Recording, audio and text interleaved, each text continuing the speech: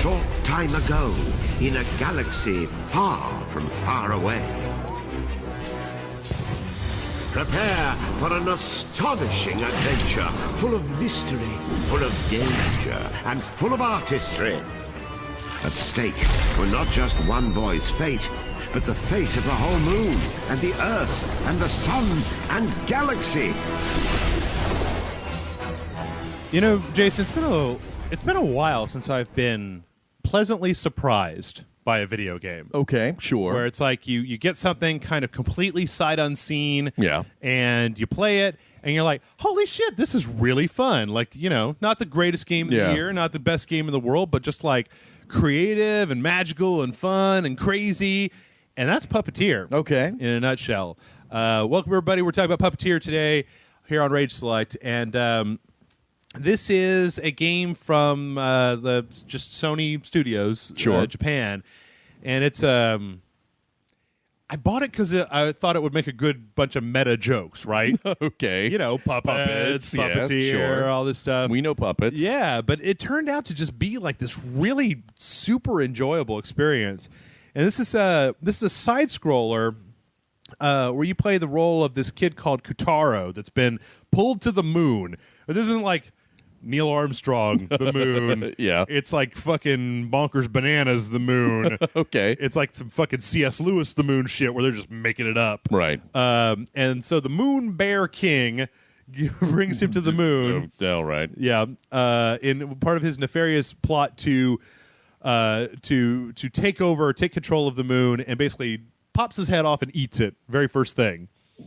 Wait, he's a puppet, though. He's a puppet. Okay. The He Moon Bear eats the King. main character's head? Yes. Wow, that's dark. And then from there, Somebody came up with this in the throes of an Ambien fugue.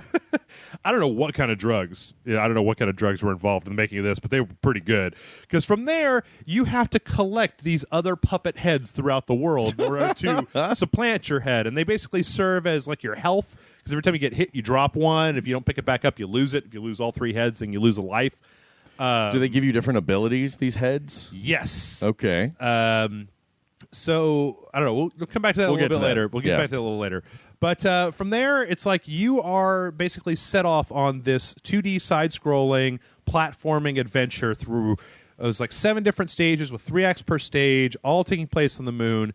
But kind of the big rub for this is that the whole thing is presented as if you're watching like a puppet show.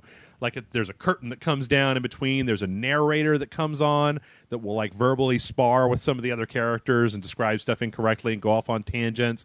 And so every time they change scenes or they change an area in the game, it looks like they're clomping down a bunch of sets, and then this new stuff is all chunking up into place so they can do this stuff. And then a lot of the characters in the game, they move like they're marionettes or like they're on little strings or whatever. Oh, God, is this a gunstringer game? No, it's not. Okay, good. No, it's not.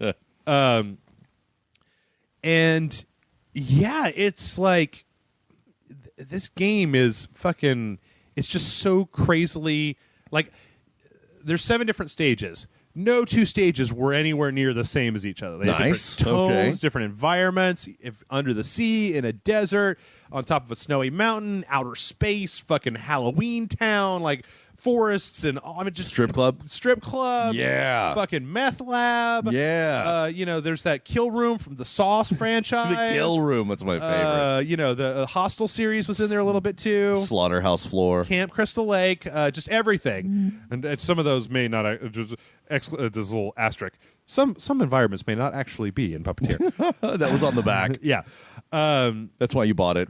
that's right. And then like, as if all this wasn't enough, you start out the game with basically just normal kind of platforming powers, and then you pick up these heads, and so you get you pick up a skull, right?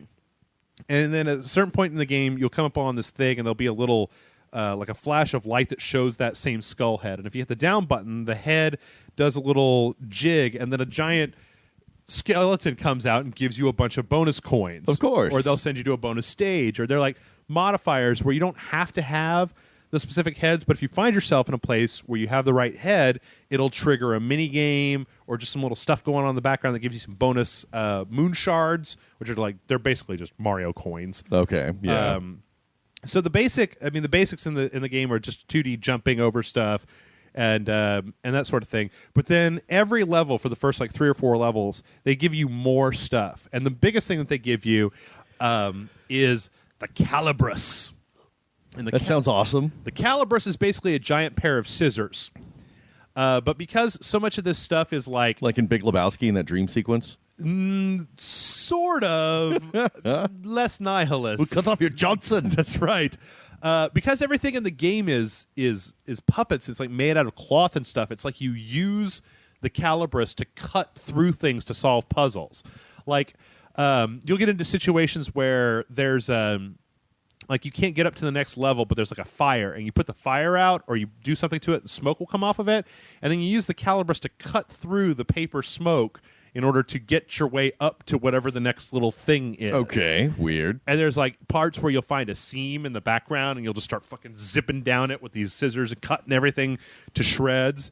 There's also a bunch of helmets that you get that give you like bombs and shields and all kinds of cool stuff like that. It's fucking like, it was really fun. And you played through this while GTA was available. This is the first game I played after GTA was available. And I have to say, it took me a while to kind of get into it because I wanted to keep playing GTA. But the review train must move forward. It must go forward. That's right. You're a stronger man than I. Well, I don't really have much of a choice. I'm the one getting paid. But the only problems that I kind of had with the game was that there was a lot of and I don't really know if this really counts as a problem, but it was very easy. It was super easy. Okay. Like, it's Mario rules where if you collect 100 of these moon shards, you get an extra life. Well, it sounds like it's for kids anyway. Sort of, but then there's some weird dialogue stuff. That it's one of those games like, that I... fuck you. No, fuck you. That's right. And then Trevor Phillips shows up. Yeah. The whole game just goes I'm sideways. Sold. It seems like one of those rare instances where you've got a thing that's made for both adults and children at the same time. Okay. Where there's themes in there that kids probably aren't going to pick up on, but if you're playing it with a kid, an adult would be entertained. They're the vasectomy level that you do with the scissors. Yes, exactly. Yeah. Mm-hmm. Yep, where you have to scissor right up into the urethra. Into the urethra. It was snip. Very, very, very terrible. But yeah, that was the only problem that I really had with this game, was the fact that it was a little bit too easy, and that at times it seemed like it was really geared. It's also a PlayStation Move game, and I didn't play it with the PlayStation Move at all. Yeah, because that's dead technology. Why don't you play with a fucking abacus? I plugged in my NES controller to play it with. It seemed like it aired a little bit on the easier side. And that they maybe could have jacked the difficulty up a little bit just to give you a little bit more incentive to be more careful. I think if you have especially like this is not Super Meat Boy, level at all. This is much more. I'm trying to think of a good analog as far as 2D stuff goes. It's not even as hard as like Super Mario Brothers. What about what's the one with 2D side scrolling thing we played recently? Rayman. Rayman, yeah. Even Rayman has a little bit more challenge. Well, so the thing is that every level in Puppeteer also has these children that you have to rescue, and then they also have a certain number of moon shards, and they'll fall over off the side of cliffs and stuff, and there's a bonus stage, and at the end of the stage it ranks you based on, or it doesn't rank you, but it just gives you a list of what of these things, did you get all the things, did you rescue all the children, and did you find the bonus stage. So there is an incentive to go back in and make sure you've got all the right heads and all the right places to get these things. The problem is that I never really saw a huge amount of result for like super incentive for doing so. It was just completion for completion's sake. Right. And there were some unlockable, like all the masks or all the heads have a bio that you can look at where it says like, where did they come from? Before you cut his head off, he was happy living with his family and working at Luby's in the dishwashing But it's department. weird too, because it's like some of them are like hamburger or gun or like cactus, like throwing out random words. No, that's like, those are seriously some of the heads that you end up getting, and they all have a weird little thing that you can do where when you press it down on the D-pad, it just does a little thing with them. So, and then you have these really, really well done boss fights, actually, where you have these giant.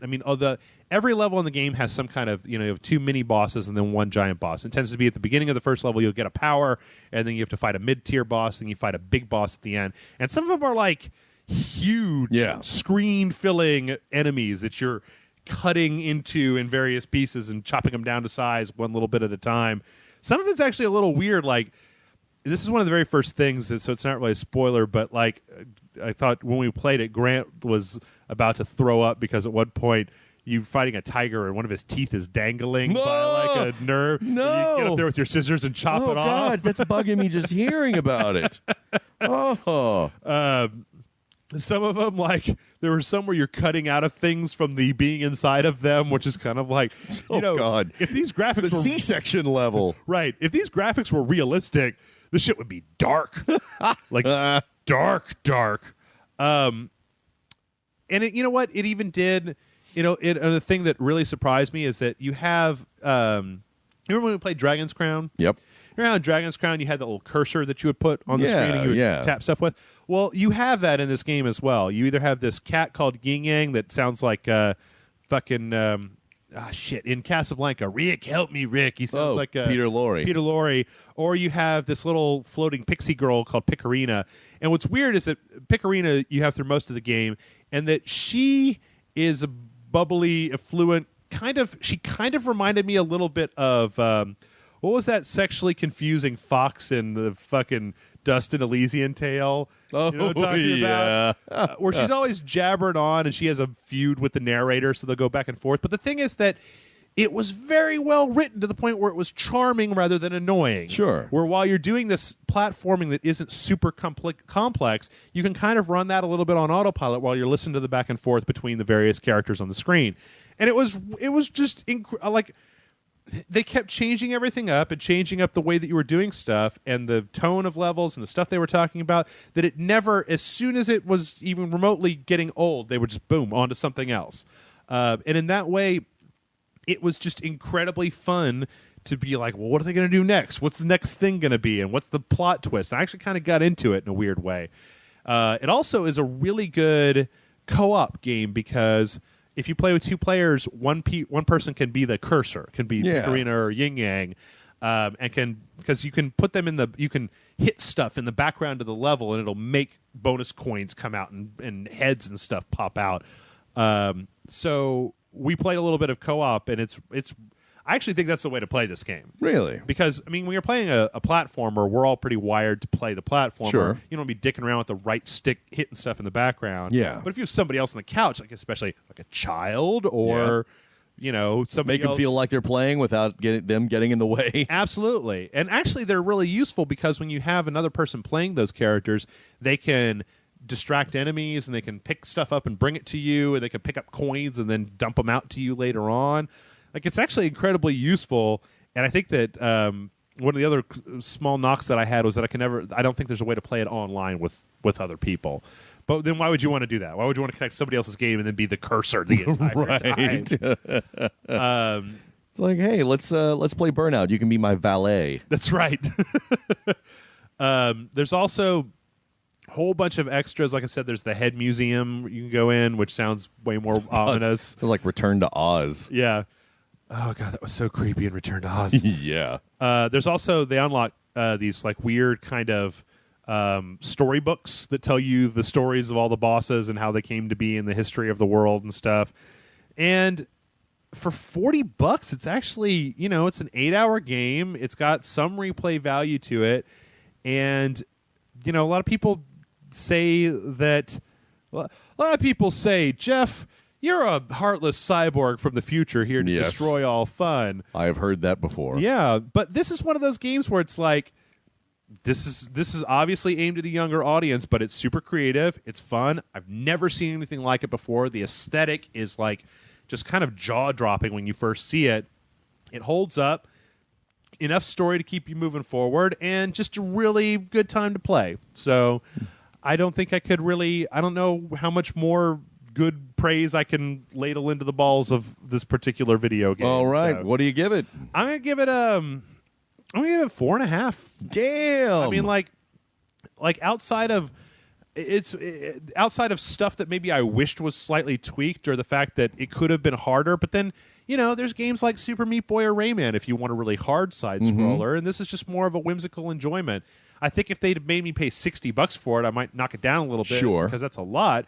But $40 for an 8-hour game that is whimsical and enjoyable and wonderful. I don't know. And that no one has ever heard of. Yep. Yeah, that's the biggest shame here. Everybody's be like, yeah, that's great and all, Jeff. I'll get back to Grand Theft Auto Online. Exactly. That's fine. As the clash grew even clashier, the boy snipped, sliced, and sundered with the cold realization his life counted on it. The flimsy soul of a selfish boy had become the adamantine soul of a hero. Kutaro, may the forceps, scissors, be with you.